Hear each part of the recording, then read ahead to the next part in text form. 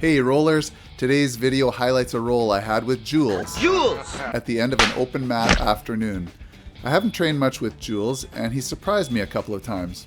We started the roll with some hand fighting. I was looking for a strong collar tie or wrist control for an arm drag. I didn't drop my hips for a proper shot in at a single leg, but I came in hunched forward.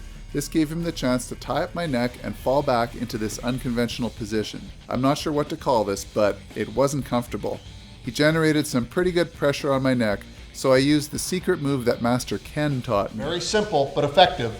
It is called the double tap. Jules seemed pretty happy with this finish, and I decided to be a bit more careful where I put my neck. We started hand fighting again, and this time he ducked down for a single leg. I moved my leg to the inside and wrapped up his head. If he took me down, I needed to be able to keep him on the right side for a guillotine.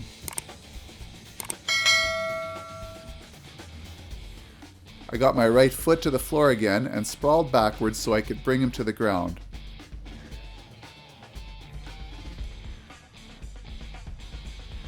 I lost control of his right arm when I tried to circle to his back, and that became a real problem for me. He was using it to grab at my leg and prevent me from spinning to the top. Jules continued his forward momentum and I decided to just bail on the position entirely. Unfortunately, he grabbed a body lock and dragged me onto my back. As you can see, I'm not fighting positions very hard. I let him advance to half guard easily and I just put up some frames on his neck so that he couldn't squash me. He pinned my right wrist to the mat while I secured a lockdown on his legs.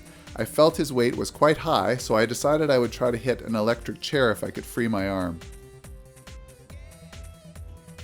When I had the chance, I slipped under and stretched him out. He wasn't into doing the splits, so he gave me a quick tap. We dragged ourselves back to standing, and we did, yeah, that thing. I did some lazy hand fighting, and I left an open path to my back. He swung me around while I dug in for a Kimura grip. I would have liked to have slipped out to the left and trapped his leg, but he forced his way across, so I took the next best thing, which was just to keep the Kimura grip and use it to get to top side.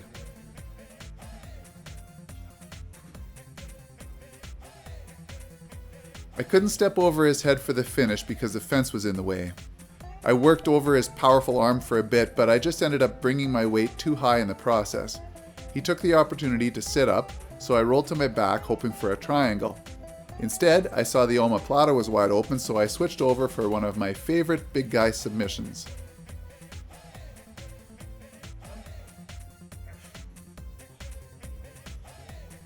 I noticed that we get up slower every time. This was an hour into open mat, so fatigue was definitely a factor. Once again, Jules shucked my underhook to get to my back. This time I dropped a turtle and hoped he would overcommit to one side so I could tip him over.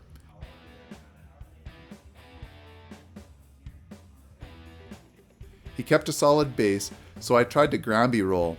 It was more like a grandpa roll, but it was good enough to establish full guard.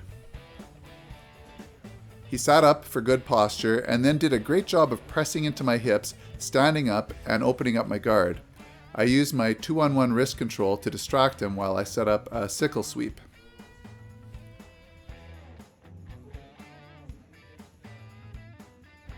He let me step over into top half guard, and then I waited for my chance to clear my leg and move to side control.